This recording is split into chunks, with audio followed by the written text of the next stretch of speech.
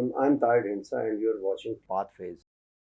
This pandemic has bettered economy globally and of countries according to their performance against the COVID. Pakistan is one of the country which has managed well, but obviously on the fiscal side it was quite a drain because for the subsistence and during the lockdown, monetary support need to be given to the people, make them stay home and keep the civil society from going to becoming unruly.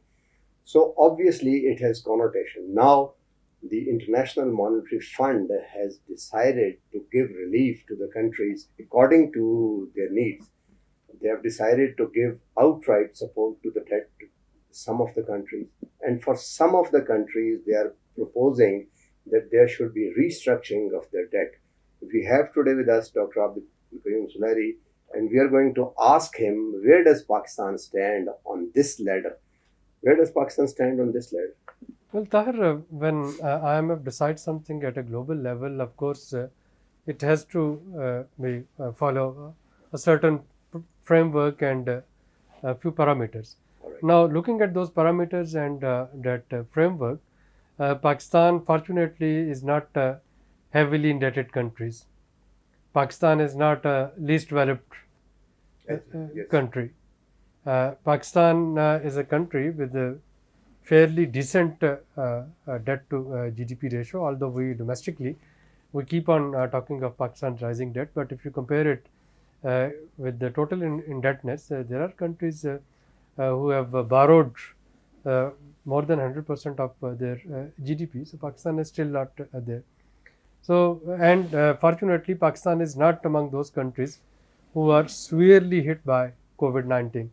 Although the fourth wave, which is unfolding, that is expected to be slightly more dangerous than the previous three. But Pakistan, fortunately, hasn't seen the rage of COVID-19 as a few other economies they have already seen. So, keeping in mind these parameters and these variables, one can say that this debt relief for Pakistan, I don't see any proposition, any debt relief for Pakistan coming as far as these few parameters are considered. I've just heard they've increased Pakistan quota on the standard drawing rights. What does it mean? STR, the statutory drawing rights. So it's not only Pakistan's quota.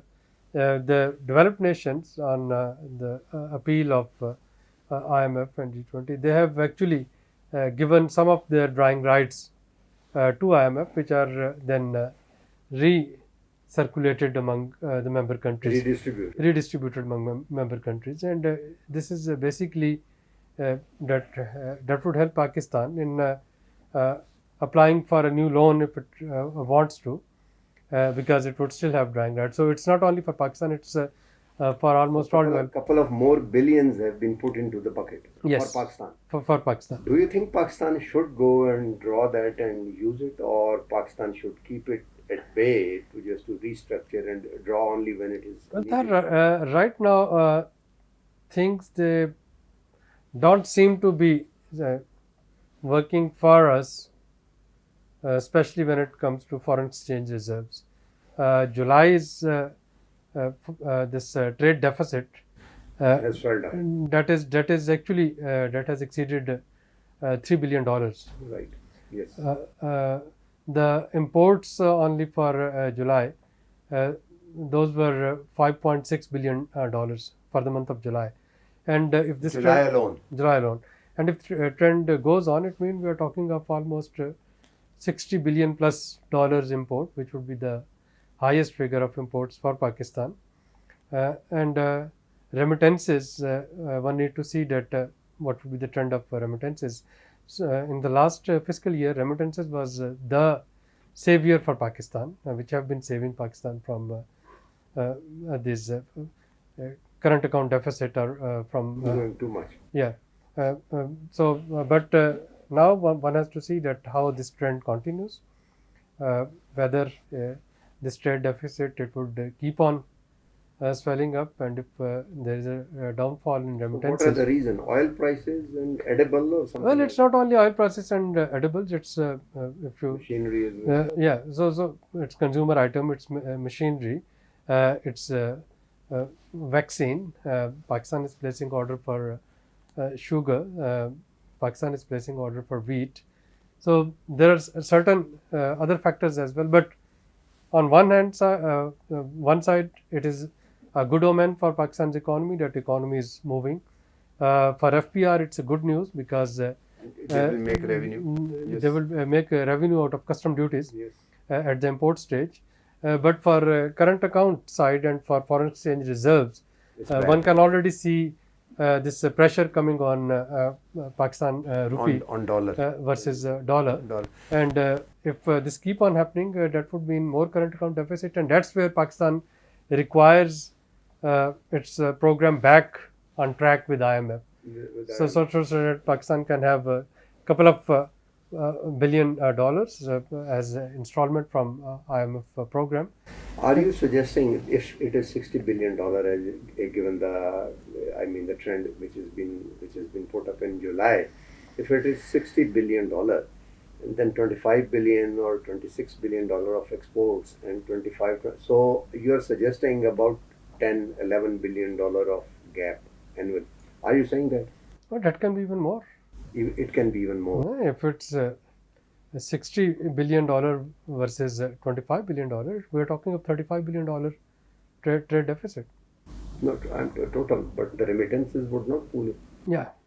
So We need $10 billion about. yeah. So this requirement that is required, and then the fiscal side of it that is still a separate story.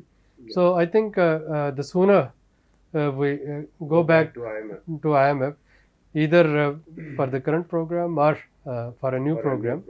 What should It's be better. the contours of the new program? Just tell us one to because what I understand was the previous program was initial standby support and some structural adjustment. That's all. What should be the contours of the new? You see, Because- it is about pacing and sequencing. all right. So if one looks at the revenue side of it, as I said, that due to increased imports, FPR, they have overachieved their target for the month of July. Almost 30% Yeah. more revenue has been collected compared to last year's This month. this revenue in July. Right. And it is again the highest revenue that FPR has achieved Ever. in the first month of any fiscal year. So on fiscal side, things they look quite promising. They have improved the FPR system in a manner. For example, on 30th of June, there was no pending these refunds on sales tax with the FPR, and it was for the first time that FPR didn't get any advance taxes that it used to do on every 30th of June, and they used to then adjust it in the following months. So because there was no advance tax, that's why in July you saw an improved performance as well. So on fiscal side, I think FPR is quite upbeat and quite optimistic about Right. achieving its revenue target. Right. On structural side, especially on energy side, and that's where I think problem lies now.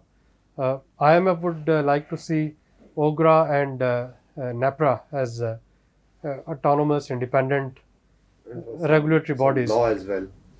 which whose recommendation doesn't need a nod from the highest executive, so that it's automatically adjusted. No political government can afford, especially during the times when the energy prices are soaring internationally, to do that sort of Just to pull up. Yes. step. And I think that is the biggest issue. And the second is on public sector enterprises, especially after Dr. Ishrat Hussein's resignation. You need privatization. When he was doing reforms and austerity, not directly privatization, but he was actually Restructuring and all. restructuring and all. So I think these two things, those would be the thorny issues. Need to be tackled. Right. So the crux of this discussion seems to be that on one side, Pakistan is coming on a lot better as far as the internal restructuring is confirmed, and that is shown from the performance of the FBI. After paying the drawbacks and without withholding taxes, they have performed well in the first month of the next fiscal year, which is July, which is unprecedented. But this running of the economic wheel has its connotation on the external end, which is current account and which is going to swell up. So the suggestion seems to be is that the sooner we should go to the IMF program for restructuring, for a restructuring, and even for the balance of payment support, it would be the better. With this, we come to the end of the program, and next time we'll talk on other things as well. Keep watching our programs.